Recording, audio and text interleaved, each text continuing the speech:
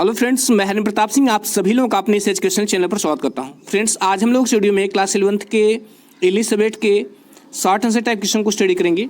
तो आइए फ्रेंड्स, हम लोग बिना समय गवाए शुरू करते हैं। फ्रेंड्स, इस लेसन का नाम है जिसका हमें शॉर्ट आंसर टाइप क्वेश्चन करना है, उस लेसन का नाम है डिस्कवरिंग टट दी सागा। ये आपके सामने स्क्रीन पर है। तो आइए फ्रेंड्स, हम लोग बिना समय गवाए शुरू करते हैं। कि पहला क्वेश्चन आपके सामने है। इसमें पूछ रहा है कि हु वाज टट, टट कौन था।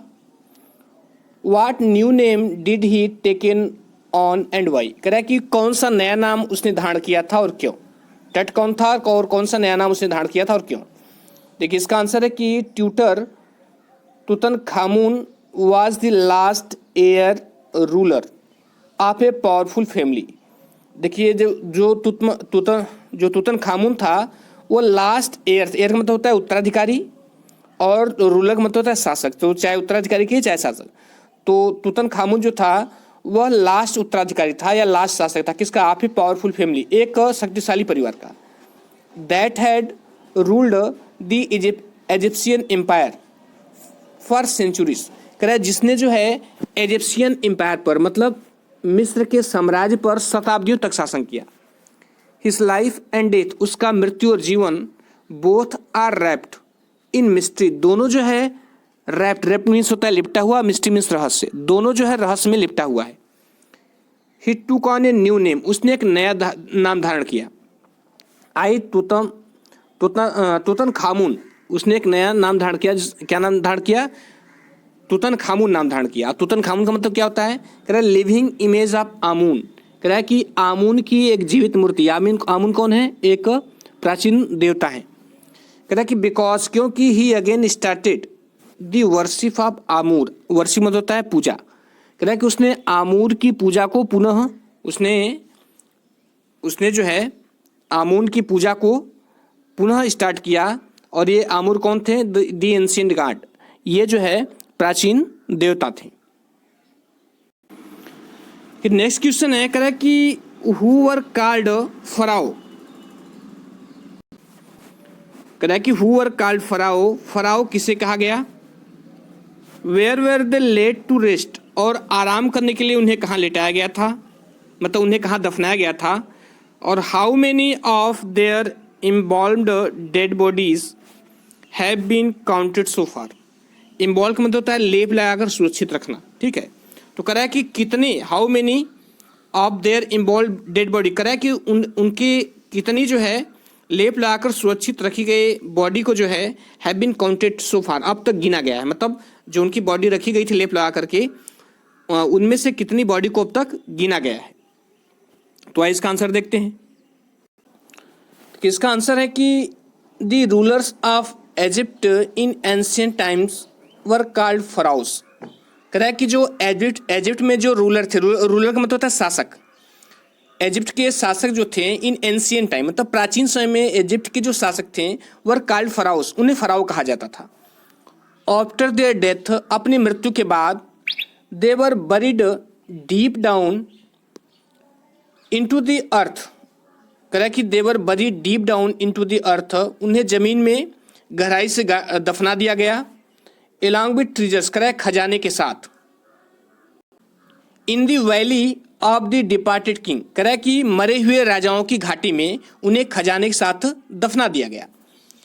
The Egyptian mummy project has recorded almost 600 सो फार। कह रहा है कि जो इजिप्शियन ममी प्रोजेक्ट है, इजिप्ट की मिस्र की जो ममी प्रोजेक्ट है, उसने अब तक 600 ममी को रिकॉर्ड किया है। The counting is still going on, और यह काउंटिंग जो है, यह गिनती अब भी जारी है। नेक्स्ट क्वेश्चन है, कह रहा है कि what has been the role of Howard Carter in the discovery of Tut. कह रहा है कि तट की खोज में हावर्ड कार्टर का क्या रोल रहा या क्या भूमिका रही। तट की खोज में हावर्ड कार्टर की क्या भूमिका रही। देखिए, इसका आंसर है कि Howard Carter was the British archaeologist. जो हावर्ड कार्टर था वह ब्रिटिश आर्कियोलॉजिस्ट था। हु इन 1922, जो 1922 में डिस्कवर्ड टट्स टॉम्ब, जिसने तट के टॉम्ब को खोजा। टॉम्ब का मतलब कब्र होता है। जिसने तट की कब्र को खोजा आफ्टर ईयर ऑफ सर्चिंग। कह रहा है कि वर्षों की खोज के बाद जो है उसने तट की कब्र को खोजा। 1922 में। ही टूक out the richest royal collection, उसने जो है सबसे मूल्यवान रॉयल कलेक्शन शाही संग्रह को बाहर निकाला, उसमें उस कब्र के अंदर से निकाला। अलॉन्ग विथ एवरीडे थिंग्स, और इस मतलब किस जो सबसे मूल्यवान चीज़ उसमें रखी हुई तो उसको बाहर निकाला। और उसके साथ क्या निकाला, कह रहा है कि एवरीडे थिंग, रोजमर्रा की चीज़ें जैसे like razor, cloth, food and wine और शराब।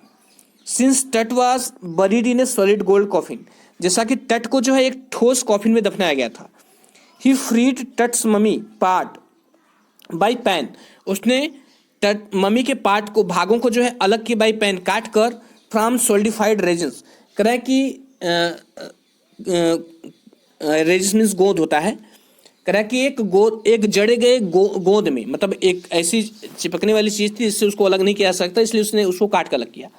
रीअसेंबल्ड इट, इसे पुनः व्यवस्थित किया।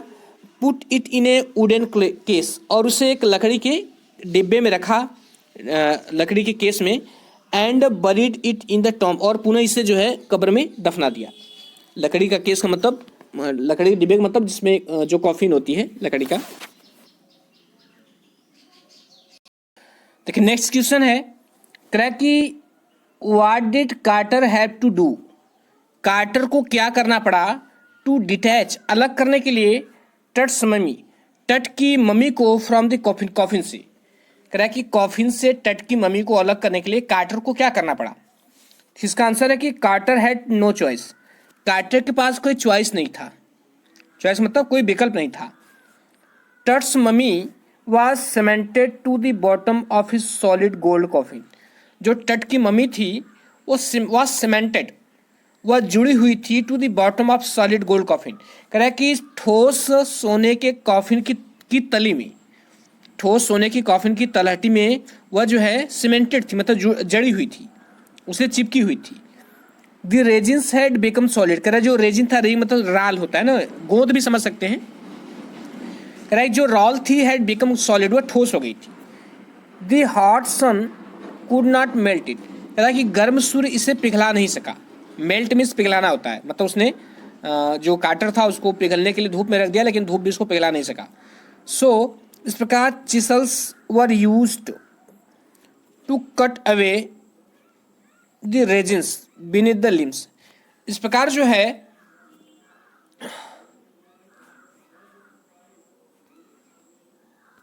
छेनी का प्रयोग किया गया रेजिन के नीचे के अंगों को अलग करने के लिए।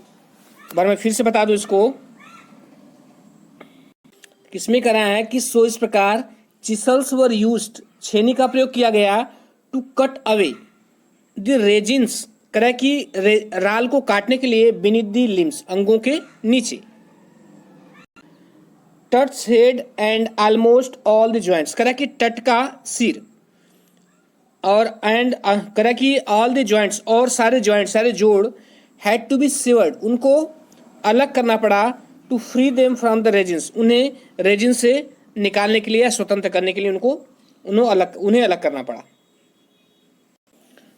देखिए नेक्स्ट क्वेश्चन है, कह रहा है कि why were Egypt's ancient pharaohs buried along with treasures, कह रहा है कि क्यों, कह रहा है कि इजिप्ट्स एंशिएंट फराओ, कह रहा है कि मिस्र के प्राचीन जो फराओ थे, बरीड अलोंग विथ ट्रेजर, उन्हें जो है खजाने के साथ क्यों दफना दिया जाता था। इसमें कह रहा है कि प्राचीन समय में मिस्र में जो फराओ थे, फराओ मतलब उस समय के राजाओं कहा जाता था, उन्हें जो है उनके खजानों के साथ क्यों दफना दिया जाता था।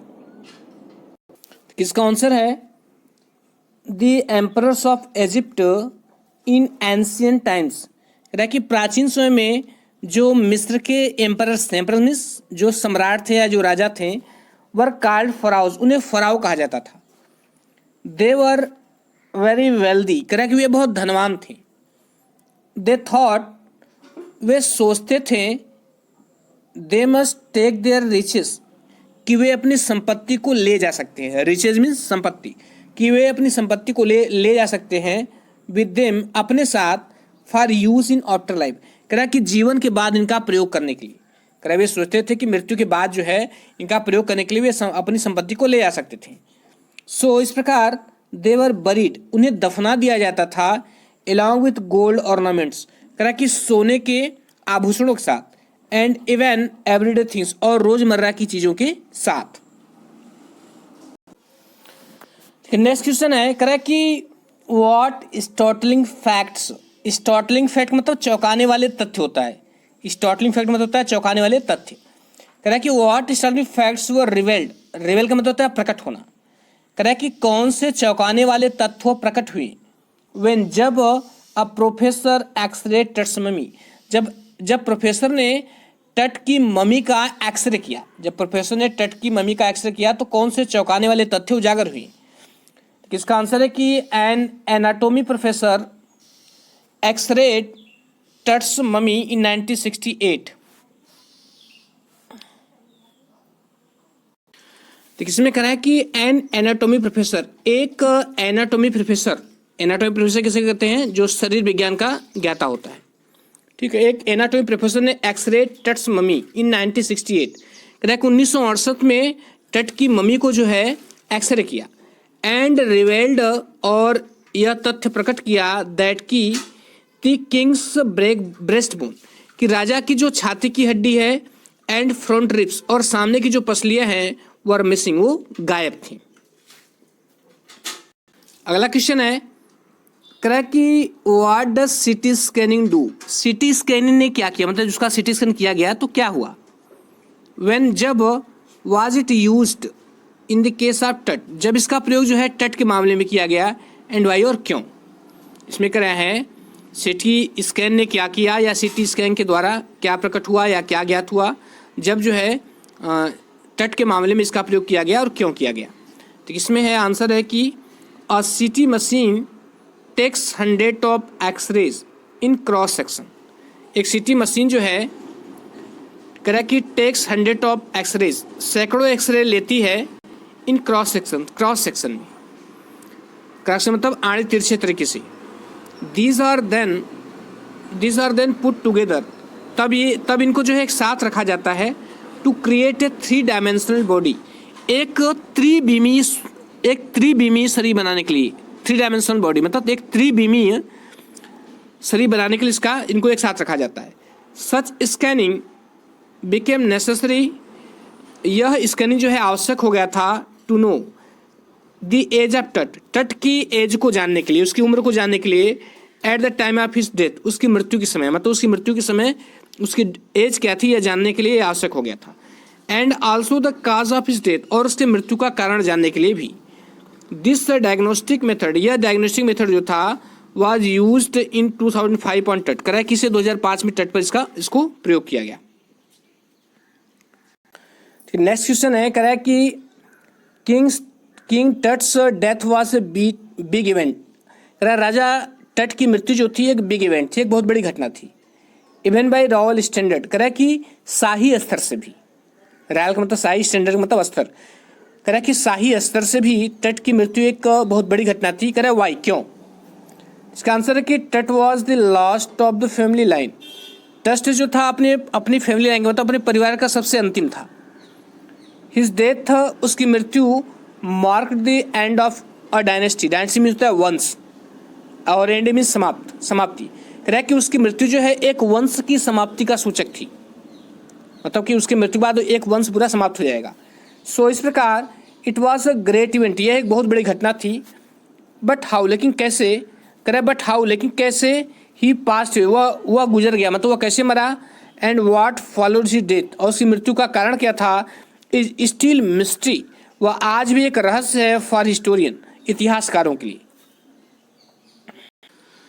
तो स्टूडेंट्स आज के लिए इतना ही, और भी अगर क्वेश्चन से कुछ बचा रहेगा तो मैं इसको नेक्स्ट वीडियो में अपलोड कर दूंगा। और वीडियो देखने के लिए बहुत बहुत धन्यवाद, और यदि अच्छा लगा हो तो लाइक शेयर करिएगा। Thank you.